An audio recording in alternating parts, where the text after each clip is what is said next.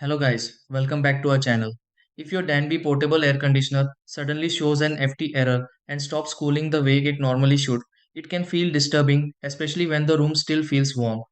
Sometimes the unit shuts down unexpectedly, while other times the FT code stays on the screen and refuses to disappear. In many cases, this kind of message can happen when extra water builds up inside the system or the drainage area needs attention.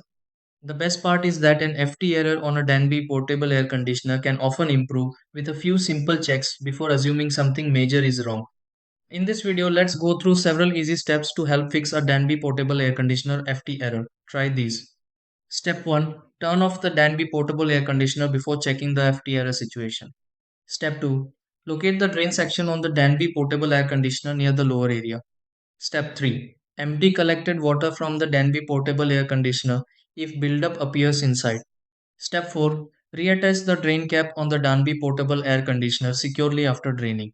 Step 5. Restart the Danby portable air conditioner and allow the system to refresh briefly. Step 6. Check the Danby portable air conditioner again and confirm the FT error disappears normally.